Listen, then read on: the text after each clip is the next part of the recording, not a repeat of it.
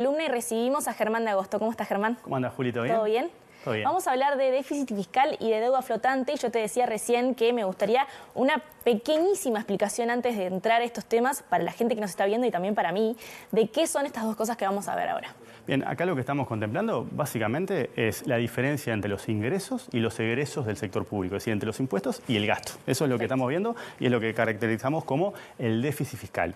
Y acá en esta gráfica le estamos sumando justamente lo que es la variación de la deuda flotante, que es justamente flotante porque son pagos pendientes. Es decir, hay egresos que no están pagos todavía, pero que se han realizado, y eso es lo que estamos contemplando conjuntamente en este gráfico, que además tiene un tercer ajuste, que es que estamos sacando todos los gastos que estuvieron vinculados directamente a la pandemia, que es lo que se llamó el fondo COVID, ¿te acordás? Sí, me acuerdo. Entonces acá lo que tenemos es la evolución del déficit fiscal una vez depurado ese tipo de consideraciones adicionales, ¿sí? Este es el dato que conocimos el viernes pasado, y lo que tenemos hoy es un déficit, ¿sí?, de 4,4%, si lo tomás solamente la diferencia entre egresos e ingresos, pero cuando le componemos o le ponemos, ¿sí?, estos otros dos dimensiones, lo que tenemos es un déficit del entorno de 4,7% del Producto Interno Bruto, ¿sí? Ahí está marcada como referencia el hito del 2019, porque, bueno, naturalmente, en particular en un año como este, todo nos conlleva o nos lleva a lo que es esa referencia o ese umbral de comparación, en el sentido de si las cosas estaban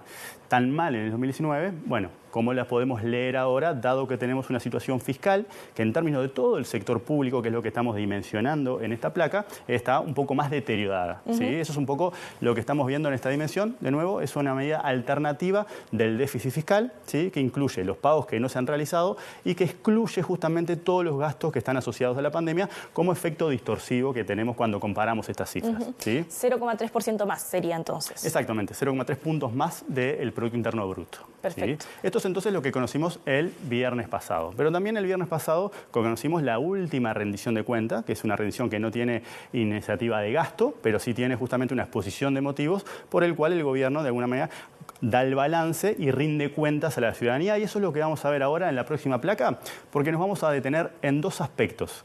¿Vos te acordás, Juli, que lo que nosotros tenemos a partir de la LUC es una regla fiscal? ¿Qué es una regla fiscal?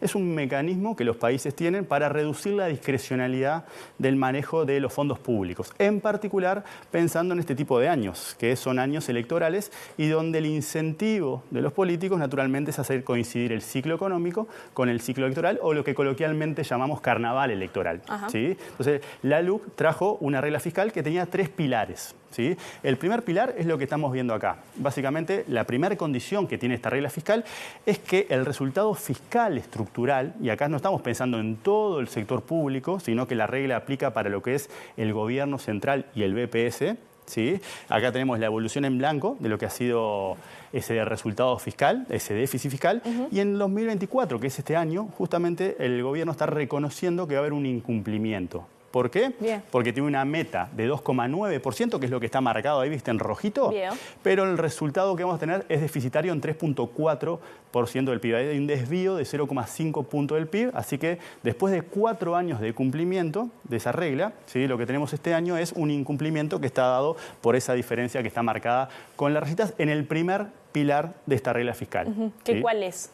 Es justamente una meta sobre este resultado fiscal estructural. ¿Qué es lo que lo hace estructural? Es que básicamente lo que hacen es depurar, ¿sí?, el efecto del ciclo económico. ¿Por qué motivo? Porque cuando la economía anda volando, vos tenés una recaudación extraordinaria. Y cuando la economía está en el horno, lo que vos tenés son egresos extraordinarios, por ejemplo, para sostener la malla de protección social. Claro. Entonces, lo que asume el gobierno con esta regla fiscal es que la economía se mueve justamente en su fase de tendencia. Depuramos los ingresos extraordinarios de cuando estamos arriba y también de los egresos extraordinarios cuando estamos abajo. Por eso le ponen estructural, y eso es lo que le da contenido a este primer pilar de esa nueva regla fiscal que entró en vigencia a partir de la LUC. Y lo que tenemos acá es el primer incumplimiento, justamente un año donde todo el mundo estaba mirando con atención esto, porque naturalmente es el año más complejo para reducir esa discrecionalidad. ¿Cómo justificó este incumplimiento?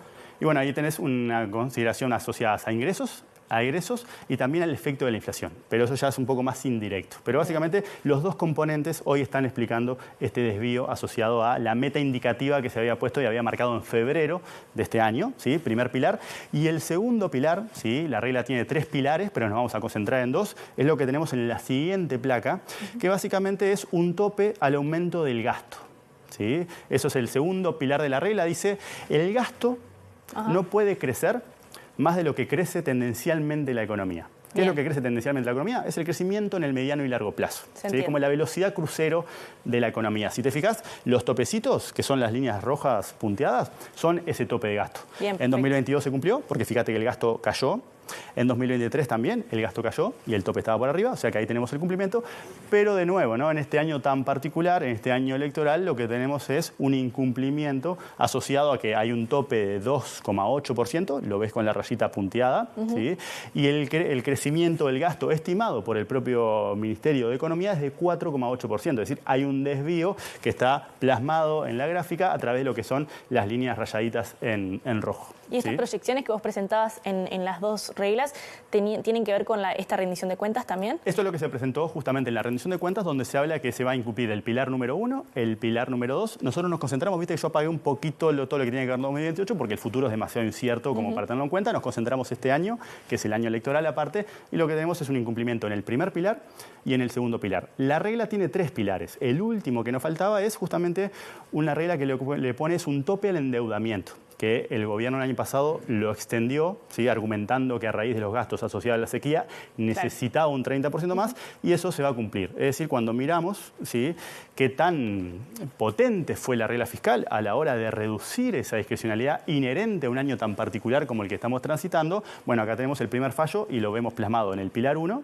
¿sí? Un resultado fiscal mayor al que estaba previsto, y en el pilar 2 un crecimiento del gasto mayor al que estaba previsto. Decías que esta propuesta vino con la LUC y estamos en año electoral, o sea que esto podría llegar a cambiar si el gobierno cambia de signo.